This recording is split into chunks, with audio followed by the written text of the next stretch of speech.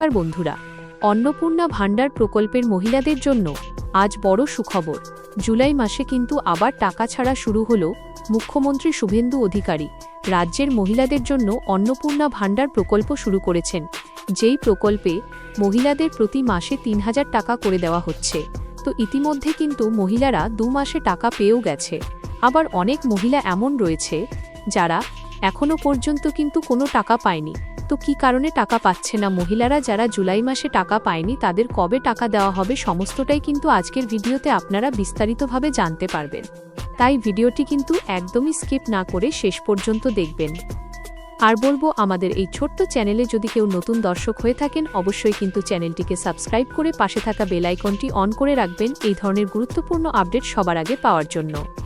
তো চলুন দেরি না করে ভিডিওটি শুরু করা যাক। দেখুন, বলেছে ৮টি কারণে মহিলারা পাচ্ছেন না অন্নপূর্ণা যোজনার সুবিধা। ৩,০০০ পেতে এখনই করুন এই কাজ। তো কোন কাজ করার কথা বলা হয়েছে চলুন আমরা সেই বিষয় এখন বিস্তারিতভাবে জানব। পশ্চিমবঙ্গের মহিলাদের অর্থনৈতিক স্বনির্ভরতার লক্ষ্যে শুরু হওয়া অন্নপূর্ণা যোজনার কিস্তির টাকা ইতিমধ্যেই প্রাপকদের অ্যাকাউন্টে পাঠানো শুরু হয়েছে। এই প্রকল্পের আওতায় রাজ্যের কোটি কোটি যোগ্য নারী প্রতি মাসে ৩,০০০ টাকা করে আর্থিক সহায়তা পাচ্ছেন।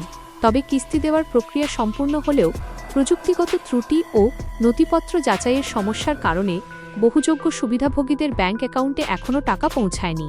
রাজ্য সরকারের তথ্য অনুযায়ী এই প্রকল্পের জন্য প্রায় ১.৬ কোটি আবেদনপত্র জমা পড়েছিল, যার মধ্যে নানাবিধ অসঙ্গতির কারণে ইতিমধ্যে প্রায় ২৬ লক্ষ আবেদন বাতিল করা হয়েছে। আপনি আবেদন করেও যদি টাকা না পেয়ে থাকেন তবে এর পেছনে থাকতে পারে ৮টি কারণ, যেগুলি অবিলম্বে খতিয়ে দেখা প্রয়োজন। তো চলুন কোন ৮টি কাজ করার কথা বলা হয়েছে সেই বিষয় এখন দেখি। ১ নম্বরে দেখুন, বলেছে আবেদনকারীদের টাকা না পাওয়ার সবচেয়ে বড় এবং সাধারণ কারণ হল ব্যাংক অ্যাকাউন্টে ডাইরেক্ট বেনিফিট ট্রান্সফার বা ডিবিটি সক্রিয় না থাকা।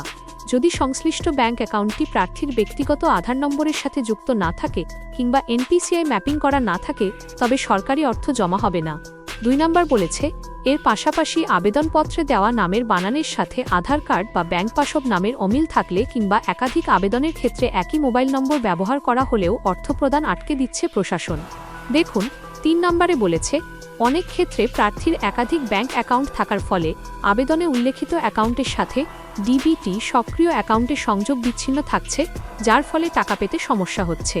৪ নম্বরে বলেছে প্রকল্পের নির্দেশিকা অনুযায়ী যদি কোনো আবেদনকারী বা তার পরিবারের কোনো সদস্য সরকারি চাকরিজীবী, সরকারি পেনশনভোগী কিংবা আয়করদাতা হন তবে তিনি অন্নপূর্ণা যোজনার সুবিধা পাবেন না। ৫ নম্বরে বলেছে এছাড়াও জাতিগত শংসাপত্র, ভুল প্রতিবন্ধী শংসাপত্র বা অন্যান্য জাল নথিপত্র জমা দিলে কঠোর তদন্তের মাধ্যমে আবেদন সরাসরি বাতিল করা হচ্ছে। একই সাথে বহু এলাকায় প্রশাসনের তরফে বাড়ি বাড়ি গিয়ে নথির যাচাইকরণ অর্থাৎ ফিজিক্যাল ভেরিফিকেশন প্রক্রিয়া চালানো হচ্ছে, যা সম্পূর্ণ না হওয়া পর্যন্ত সংশ্লিষ্ট সুবিধাভোগীর টাকা অ্যাকাউন্টে ঢুকবে না। সরকারি সূত্রে জানা গেছে জুলাই মাসে এখনও পর্যন্ত প্রায় ১,১০,০০,০০০ যোগ্য নারীর ব্যাংক অ্যাকাউন্টে অর্থ পৌঁছে দেওয়া হয়েছে এবং বাকি আবেদনগুলির প্রশাসনিক নিরীক্ষা চলছে। যাদের তথ্য ভেরিফাই হয়ে যাবে তারা জুলাই মাসে ৩,০০০ টাকা পাবে। অর্থাৎ এখানে বুঝতেই পারলেন অন্নপূর্ণা ভাণ্ডার প্রকল্পের মহিলাদের জন্য মহিলাদের তথ্য কিন্তু খুব গভীরভাবেই যাচাই করা হচ্ছে। এতে যারা যোগ্য প্রমাণিত হচ্ছে একমাত্র তারাই কিন্তু ৩,০০০ টাকা পাচ্ছে। জুলাই মাসে এখনও পর্যন্ত ১,১০,০০,০০০ মহিলা এই অন্নপূর্ণা ভাণ্ডার প্রকল্পের ৩,০০০ টাকা পেয়েছে। যাদের তথ্য যাচাই করা হয়ে যাবে তারাও জুলাই মাসে এই ৩,০০০ টাকা পাবে, এমনটাই কিন্তু জানানো হয়েছে। তো বর্তমানে আপনারা কে কোন জেলা থেকে আমার এই ভিডিওটি দেখছেন অবশ্যই কিন্তু কমেন্ট বক্সে কমেন্ট করে জানাবেন। আর চ্যানেলটিকে কিন্তু একদমই সাবস্ক্রাইব করতে ভুলবেন না। ধন্যবাদ।